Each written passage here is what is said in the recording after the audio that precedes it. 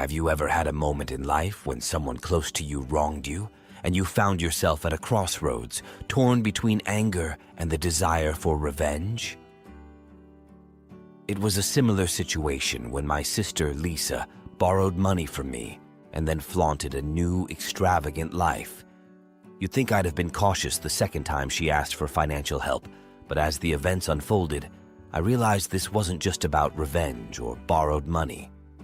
This is a story about transformation, the unexpected journey of a family member who took a chance, a second chance, and transformed her life beyond recognition. It's about the twists and turns, the ups and downs, and the ultimate quest for redemption and change. Our family's journey was filled with suspense, laughter, and even a touch of irony, making it a tale worth sharing. So let me take you through the roller coaster ride that unfolded after my sister Lisa borrowed money and asked again. My name is Brian, and this is my story. My sister Lisa has always had a taste for the finer things in life, a penchant she chose to satisfy through a medley of loans and borrowing sprees. We grew up in a regular suburban neighborhood with hardworking parents who lived by the ethos of thrift and prudence. Lisa, however, was the black sheep, ever attracted to the shimmer of a lavish lifestyle. When she first asked to borrow money from me, claiming it was for rent and bills, my heart melted in a puddle of sibling love and empathy, and I willingly lent her a substantial amount without hesitation. Imagine my outrage when her supposed struggles were promptly followed by an extravagant vacation to the Bahamas, showcased in a series of flashy social media posts. My mind buzzed with betrayal. So this was her rent and bills. Swallowing my indignation, I decided to confront her. Lisa, I tried to maintain an even tone. I thought you needed money for rent, not for a vacation. Her response was a casual shrug.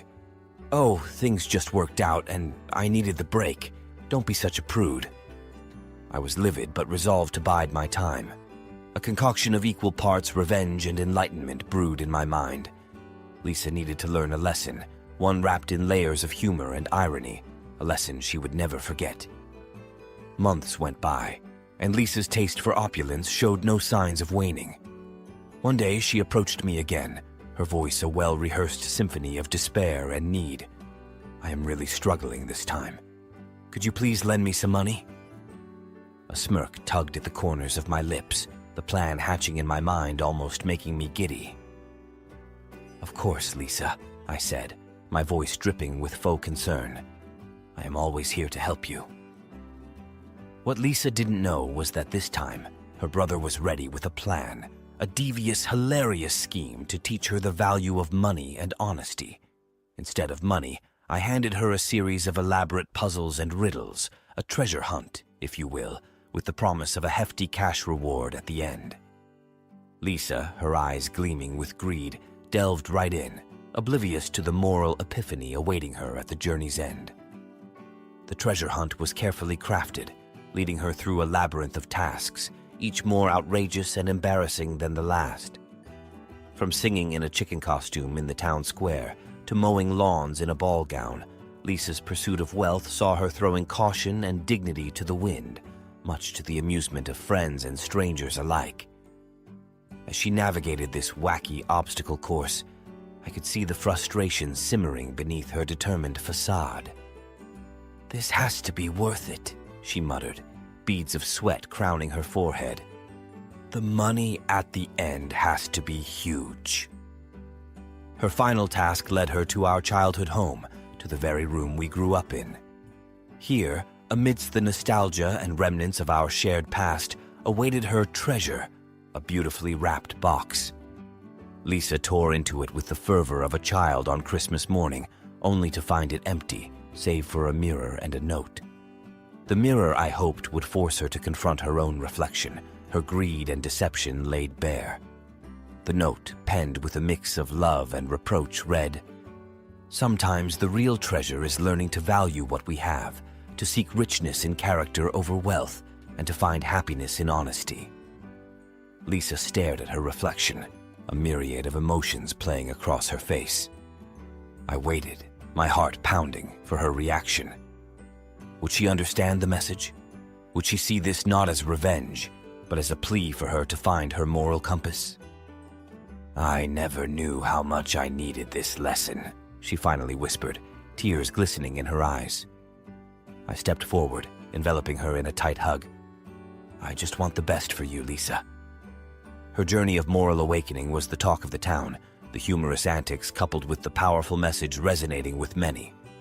Lisa, humbled and enlightened, vowed to turn a new leaf, to live a life of sincerity and integrity. And I, the architect of this journey, found solace not in revenge, but in the hope that my sister had finally found her way. After this moral epiphany, Lisa appeared to retreat into a cocoon of self-reflection and contemplation.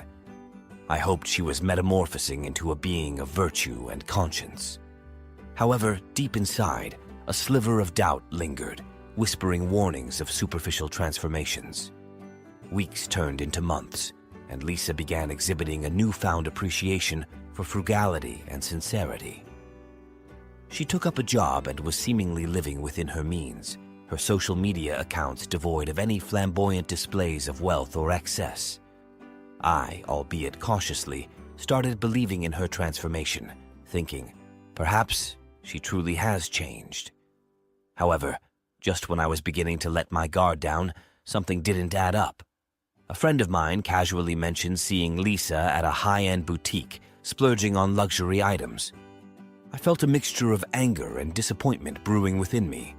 Was her change just a facade? I decided to dig deeper, to unveil the truth behind her supposed reformation. My investigations led me to a secret social media account, a clandestine canvas where Lisa painted her life in strokes of extravagance and opulence, hidden from the prying eyes of her family and friends. I was dumbfounded. All her talk of change was nothing but a sham. I knew I needed to act, to expose her double life and make her face the repercussions of her deception. However, this time, I wanted the lesson to be public, unforgettable, and most importantly, humorous. I concocted a plan, one that would see Lisa unwittingly revealing her true colors to our circle of friends and family. A surprise intervention-cum-birthday party was organized under the guise of celebrating her newfound sense of responsibility and honesty. The party was set up with meticulous attention to detail. The guests were excited, believing they were here to applaud Lisa's moral reawakening. The air buzzed with anticipation, the undercurrent of my ingenious revelation making my heart race. She won't see this coming. Lisa walked in, greeted by cheers and applause, completely oblivious to the storm brewing. I stepped forward, the perfect picture of a proud brother, and began my speech. We are all here to celebrate Lisa's transformation. The room reverberated with claps and whistles. However, the cheerful atmosphere was soon replaced by gasps and whispers as I projected Lisa's secret social media account onto a large screen, unveiling her life of deceit and luxury. The crowd stared in shock, disbelief painted on their faces, and all eyes turned to Lisa, awaiting an explanation. Lisa, her face a palette of embarrassment and guilt, tried to stutter out an explanation. I didn't mean to. It's not what it looks like. The room was tense, a collective breath held in anticipation. I broke the silence, my voice a mixture of humor and admonition. Lisa, we are not here to criticize, but to help you face your own contradictions. I revealed that this intervention was my doing, a brother's desperate attempt to help his sister find her true self. Laughter and murmurs filled the room, the crowd appreciating the clever, ironic twist. Lisa, although red-faced and exposed, seemed to understand that this was not a vendetta, but a wake-up call, delivered with a side of humor and love. This revelation, coupled with the public humorous exposure, became the catalyst for genuine change in Lisa.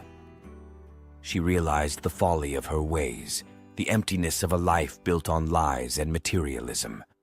Her eyes, now open, were filled with tears of realization and remorse. I am so sorry. I promise to be better.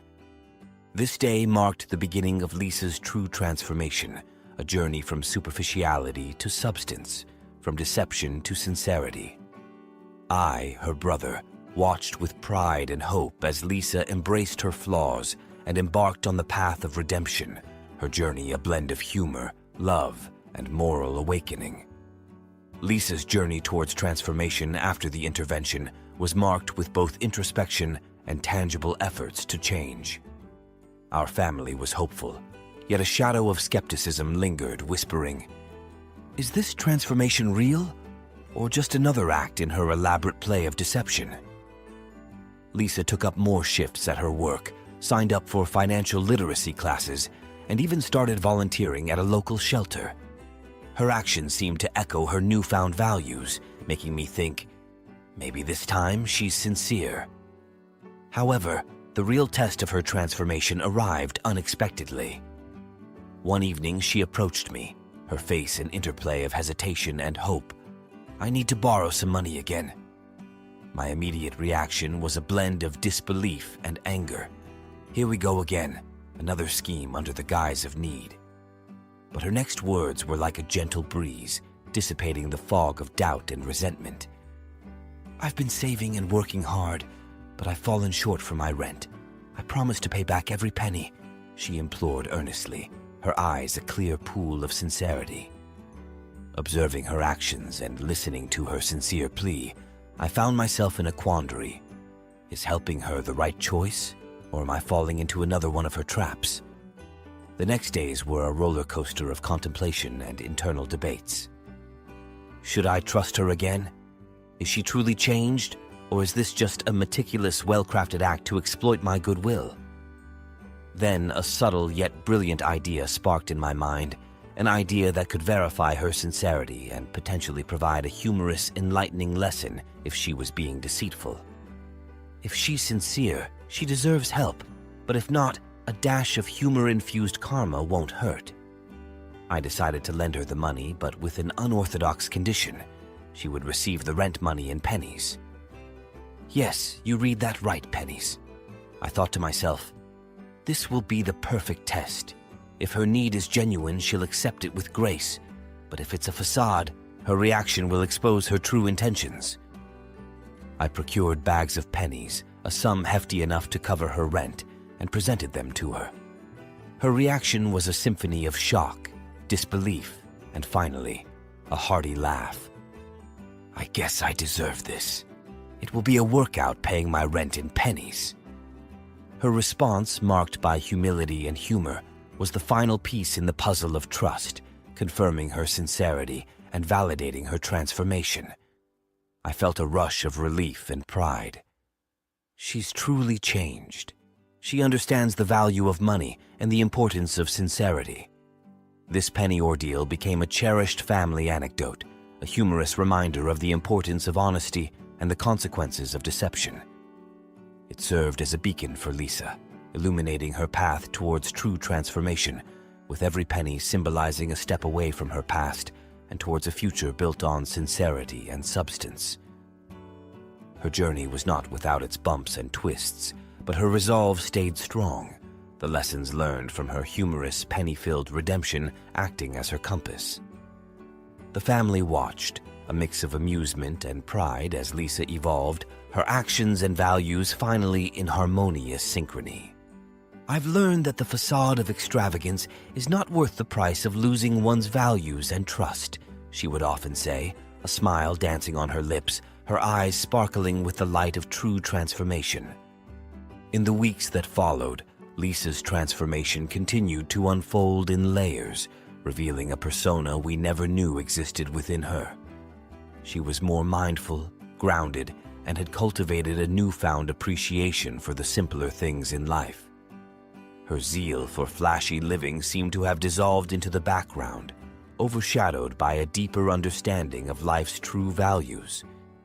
Every conversation with her was like peeling an onion, uncovering more layers of her evolving personality, making me think, is this the sister I grew up with?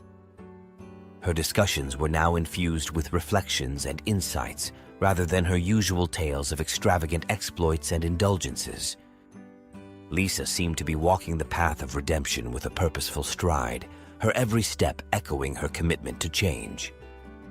However, life has a way of presenting us with curveballs, testing our resolve and our newfound wisdom. One day, Lisa received an invitation to an extravagant event hosted by her old friends, the ones who had witnessed and participated in her past life of extravagance and deception. My initial thought was, this is a trap, a labyrinth that could pull her back into her old ways. I watched her closely, curious and slightly apprehensive as she considered the invitation. Would she succumb to the allure of her past life, or would her newfound values guide her through this test? In an unexpected, yet pleasantly surprising move, Lisa decided to attend the event, not with the intention to indulge, but to showcase her transformation and perhaps inspire a change in her friends. I could not help but feel a mixture of pride and anxiety. Is she strong enough to face the temptations lurking in her past environment? The day of the event arrived, and Lisa, dressed in a simple, elegant outfit, left with a promise. I'm not the person I once was, and I intend to prove it. Her words were like a soothing melody, calming the storm of worries brewing within me. At the event, the air was thick with opulence, each detail screaming extravagance. Lisa's entrance was met with a mixture of surprise, curiosity, and whispers, her simple elegance a stark contrast to the flashy ambiance. Is this the Lisa we know? The air seemed to echo the silent question. Lisa, with her newfound grace and wisdom, navigated the event, her every move and word a testament to her transformation. She engaged in conversations, not about her latest splurges, but about her journey, her lessons, and her aspirations. Her words were like seeds, sown in the minds of her friends, challenging their perceptions and provoking introspection. I was told that the whisperings grew, not of disbelief, but of admiration and reflection. Her old friends found themselves at a crossroads, facing the mirror of truth presented by Lisa's transformation. Is the life we are living truly fulfilling, or are we just prisoners of our own illusions? As Lisa shared her journey, her struggles, and her revelations, a ripple of change spread through the room. The air was charged with a newfound energy, a blend of realization, reflection, and the whisperings of transformation. The event, intended to be a celebration of extravagance, turned into a symposium of life's true values and the essence of fulfillment. Lisa left the event, her heart light and her spirit buoyant, her mission accomplished. The whispers of change continued to resonate, with some of her friends reaching out, expressing their admiration and their desire to embark on their journeys of transformation. In witnessing Lisa's journey and its profound impact, I found myself engulfed in a mixture of pride, relief, and enlightenment. True transformation is not just about changing oneself, but about inspiring change in others. The echo of this realization stayed with me, reshaping my perceptions and enriching my understanding of life's true essence.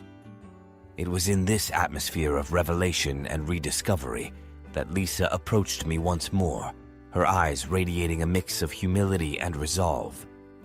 I need to borrow money again, she confessed, her voice a soft symphony of vulnerability and sincerity. I want to invest it in a project, something that can help people rediscover themselves, just like I did. In any other circumstance, I would have been hesitant, but seeing the transformative journey Lisa had undertaken and the positive ripple it had created, I found myself contemplating. Is this the opportunity to support a cause that could bring about change, not just in one individual, but potentially in many? I extended the support she requested, not out of obligation or family ties, but out of belief in her vision and her capacity to bring it to life. This is not just a loan, but an investment in transformation, in a vision that could ignite a wave of change, I thought, feeling a spark of hope and excitement. Lisa embraced the opportunity with passion and commitment, channeling her energy and resources into creating a platform for transformation and self-discovery. She called it the Awakening Oasis, a space where individuals could embark on journeys of self-exploration, shedding their illusions and discovering their true selves. The project was a melting pot of workshops, seminars, and counseling sessions, each designed to peel away the layers of pretense and awaken the essence of true living. It became a sanctuary for those seeking purpose, fulfillment, and authentic happiness. The news of the Awakening Oasis spread, drawing individuals from various walks of life, each with their unique stories and their aspirations for change. The space became a haven for transformation, a place where lives were reshaped, visions redefined, and spirits rejuvenated. Lisa's journey had come full circle, her transformation not just a personal victory, but a beacon of hope and inspiration for many. She had turned her life around, from a seeker of shallow pleasures to a harbinger of profound change. Her story is a testament to the power of transformation, a narrative of redemption and awakening, I mused, witnessing the unfolding of her vision. As I watched Lisa, the architect of change, weaving her tapestry of transformation, I couldn't help but feel a surge of pride and admiration. She has transformed her borrowed chance into a legacy of change, I reflected, seeing the waves of transformation emanating from her project. The repayment of the loan was not in currency, but in the rich tapestry of changed lives, enlightened spirits, and the blossoming of true values. The echoes of transformation were the true repayment, a symphony of awakening resonating far and wide, transcending the boundaries of material worth. All right, everyone's presentations are done. Nick, the manager, said as he tried to move the discussion forward. Excuse me, I haven't. I recently found out something. Nick interrupted me and began to speak. There's apparently someone in this department who didn't graduate high school and is just a part-timer. Meetings should be for employees only. Absolutely right. His lackey, Mike, of course, agreed with Nick. I'm leaving. After leaving the meeting room, I started to shut down my computer. I noticed that an email had arrived, not in my personal inbox, but in the company's shared email. Thinking, there's no point in speaking up, no one will listen, I went home quietly. The next day, I heard a commotion from Nick's desk. He was staring at his computer screen, his face pale. Nick? Is something wrong? Mike looked at the screen with him. And he turned even paler than Nick. Why is he so angry? Knowing the reason for Mike's distress, I thought to myself, serves them right. My name is Adam. My mother passed away when I was in the 9th grade, and I was raised by my father. Well, you could hardly call it being raised. After my mother passed, my father changed. He drowned his sorrows in alcohol, and though he still went to work, he squandered our living expenses on horse racing. Because of that, I had to start working part-time as soon as I entered high school. Every month, I went to the convenience store with bills in hand that couldn't be auto-deducted from my father's account. Even though I endured it because I didn't want to be alone, I reached my limit in my second year of high school and dropped out. I found a live-in job at a distant inn. Thank you for everything. The day I left home, my father, still staring at the TV, spoke. Take care. That was our last conversation. Back then, 18 wasn't the age of majority, so I needed my father's permission to work, and I couldn't hide my place of employment. Yet, my father never visited me even once. I kept working just to survive, and before I knew it, I was 42. Years of hard work paid off, and I was transferred to the headquarters. I was thrilled to be recognized by the company, as I thought I'd be working in the field until retirement due to my lack of formal education. Listen up. Our work can change the future of our employees. Don't drag us down. On my first day after the transfer, Nick, dressed in an expensive suit, spoke sternly. There was a reason for this. Our inn was located in a prominent tourist destination, known so well that everyone in the state could sing its commercial jingle. At its peak, we had 5 locations within the state. But that was long ago. Due to financial difficulties and aging facilities, only the place where I had worked for many years and the original establishment remained. I was prepared to lose my job anytime, but now there was a glimmer of hope. With the rise of social media, the tourist area where the inn was located started gaining attention again. Depending on how hard the sales department, where I was transferred, worked, we could either thrive or be forced to give up this prime location to the new hotel chains continuously popping up. For Nick, who had switched careers from another industry to strengthen our sales, this was a battle he couldn't afford to lose. I understood why he had to be strict. "I will do my best."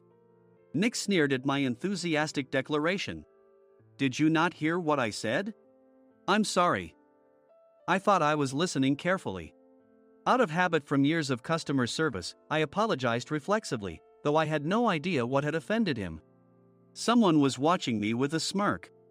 In this department, there are those who are expected to excel and those who have been shoved here because they have nowhere else to go. You are the latter. It was Mike, the section chief. He's 7 years younger, at 35. But he was called to headquarters much earlier than I was and had been moving around within the headquarters ever since. I'm not jealous, but I can't accept that he's my boss. Graduating from a prestigious university, he has an unusually high pride and caused many problems as a newbie, making things very difficult for me when I was the front desk leader. When I found out Mike was transferred to the sales department a month before me, I was disheartened. Mike is right. With just a middle school diploma, there's not much you can do. Don't even think about achieving results. As if I didn't exist, Nick remarked, "I'm thirsty." Mike eagerly ran to the coffee maker. It seems Mike is Nick's lackey. I regretted being happy about my transfer to headquarters, wishing I had stayed on site forever. Send a direct mail to every company on this list by the end of the day. Nick only assigned me tasks that even a new graduate could handle. What? There are over 1,000 companies. You want me to send to all of them by today? Yes, if you and your fellow misfits split the work, even those with nowhere else to go should finish by today. I glanced at the employees typing away expressionlessly.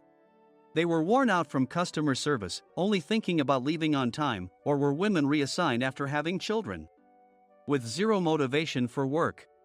Even Sam, a new graduate from the same university as Mike, who was supposed to be among the expected achievers, had no enthusiasm for the job, having joined the company wanting to do customer service. "I don't care what they say, I plan to quit any time," he said. Only Nick and Mike were highly motivated, making all the decisions between the two of them. I originally only wanted to work at the inn to survive and had no particular attachment to this job. I swallowed my words, thinking I had no right to reprimand them. About a month after the transfer, Nick told us with a frustrated look.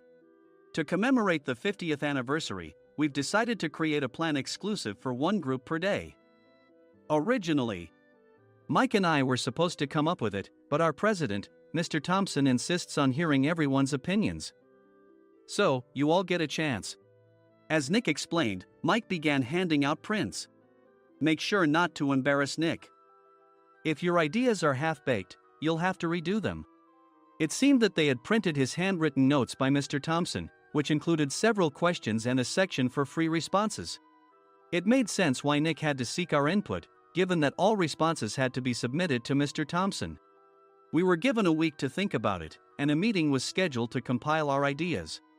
My plan is to let guests enjoy both the old and modern America. Nick began the presentations. Guests would watch a master confectioner at a nearby traditional sweet shop make sweets in front of them. The welcome drink would be premium tea in a bottle. Nick's plan was certainly attractive. After his presentation, Nick called on us to present in the order we were seated. Just as I stood up for my turn. "All right, everyone's presentations are done." "Excuse me, I haven't. I recently found out something." Nick interrupted me. "There's someone in this department who didn't graduate high school and is just a part-timer. He was likely talking about me. I joined the company as a part-timer and was made a full-time employee when I turned 20. That was 20 years ago, so Nick and Mike probably had no chance to know until recently. Meetings should be for employees only." Absolutely right. After that, Nick kept creating opportunities to solicit everyone's opinions, purposefully excluding me from speaking. The meeting unexpectedly heated up and went past the scheduled end time. A few people asked to leave, and the discussion continued with the remaining few. "Still here?" Normally, you'd leave in that situation. Though I had no attachment to the job initially, hearing kind words from customers made me want to make them happier. For someone like me, with nowhere to go, the inn was my home and customer service was my life. I felt pathetic about my current self. I'm leaving. I left the conference room and started shutting down my computer. I noticed an email had arrived, not in my personal inbox, but in the company's shared email. Thinking no one would listen to what I had to say anyway, I quietly went home. The next day, while preparing the DM as instructed, I heard a commotion from Nick's desk. In his haste to stand up, he hit his knee on the desk. He stared at his computer screen, his face pale. "Nick? What's wrong?" Mike, thinking he should be the first to rush over, approached Nick while still wearing his coat. He peered at the screen with Nick. And he turned even paler than Nick. Why is he so angry? Who is responsible for this company? Nick, more irritated than ever, asked, and Mike answered without checking. Probably Sam. Sam wasn't there because he was attending a morning training session for new hires. Nick gave up on getting angry and returned his gaze to the screen. They were looking at an email that arrived right after the end of the working day yesterday. Apparently, no one, including me, had checked it before leaving. The email was from a large company that used us for their annual employee trips. The president and executives of that company also frequently used our services personally. President of the company, Mr. Mason himself, had declared that neither he nor his company would ever use our services again. Well, some companies cancel their employee trips or stop using our services due to financial struggles. Let's just move on. Mike kept wiping the sweat from his forehead with a handkerchief. Knowing why Mike was so agitated, I quietly watched their interaction. Do you know how much revenue we get from that company? We can find other guests to fill the rooms, but we'll lose the banquet costs, gift shop revenue, rental car fees, and more. Moreover, the gifts were supposed to be prepared by the traditional confectionery shop involved in Nick's proposed plan. If it's known that we incurred such a huge loss at this critical time, Nick's position in the company would be jeopardized. Nick took a deep breath, seemingly trying to calm himself. All right, Mike. Go to New York right now and apologize to Mr. Mason. What? You're coming with me, right? I have urgent work to do. I trust you, which is why I'm entrusting this to you. Please. Mike, believing Nick's sincerity, agreed with a determined look on his face, saying, yes. That's Nick for you. Even if Mike went to apologize, Nick would shift all the blame onto him if the client didn't change their mind. Well, it was Mike's fault to begin with, so it served him right.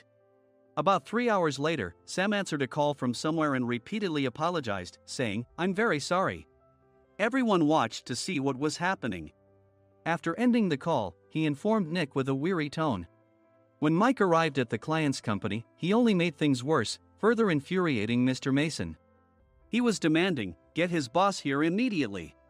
It was no wonder Sam was exhausted, dealing with such a call right after returning from training. What is that idiot doing? All right, Adam, you're coming with me. If sacrificing Mike didn't work, then I must be next. Normally, I'd want to refuse at all costs, but I saw an opportunity in this situation. If I can be of assistance, I'd be happy to join you. I obediently followed Nick, and we flew to New York. When we introduced ourselves at the reception, it became clear how serious the situation was, as the receptionist personally escorted us to the president's office. Angry voices leaked through the door, making both Nick and me uneasy. Excuse me. I'm Nick, the supervisor. I understand my subordinate has caused you trouble, and I deeply apologize. Nick, with his experience in the corporate world, knew enough to offer an apology before excuses. However, his customer service skills left much to be desired. I sighed as I saw Mike trembling like a small dog in the corner of the room. What kind of training are you giving your subordinates? Mr. Mason glared at Nick with a red face. The intensity of his gaze made even Nick take a step back. Regrettably, I joined this company only 2 years ago and was unaware of Mike's issues. I should have identified his shortcomings sooner. Indeed. I should have realized sooner.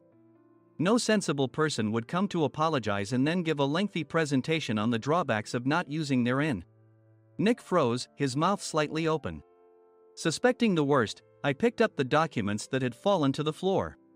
It seemed Mike hastily prepared these documents on the plane, listing the disadvantages. Disadvantage 1: if you change the venue for the company trip, employees might suspect it's for cost-cutting reasons, leading to a negative impression. Reading it aloud half-jokingly, Nick snatched the papers from my hand and checked the contents with a furious expression. Among the stack of documents was a receipt from a nearby convenience store's copy machine. I felt a pang of dread, hoping he hadn't shown the receipt as well. What do you think he said when I asked what kind of nerve he had to do this? I'm very sorry. Faced with the dire situation, Nick must have thought there was nothing left to do but apologize. In a voice smaller than I'd ever heard from him, he uttered words of apology. He said, "I'm a Harvard graduate. I don't believe I said anything wrong." Mike! What have you done? Forgetting his plan to pin the blame on Mike, Nick yelled loudly, even in front of Mr. Mason. "I didn't do anything wrong." "You're still saying that? Look at him." Mike pointed at me with a shaking hand. "I was assigned to headquarters in my 20s and now I'm a section chief. This guy only made it to headquarters at 42. Everything I've done proves I was right. So why are we losing the contract?" Having said his piece, Mike collapsed to the floor. "Of course. You were sent there because you had nowhere else to go." Mike never expected to hear such words from someone he looked down upon. He lunged at me, and Nick hurriedly stepped in to stop him. "Mr. Thompson told me Mike is a quick thinker, and to take good care of him." There's no way he was pushed aside. "Don't make things worse here." "He didn't say quick thinker, he said only quick-witted, didn't he?" I don't remember that part." I recalled the many troubles Mike caused when he was a newbie.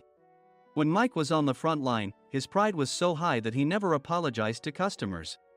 Customer service, especially in our job, doesn't work alone.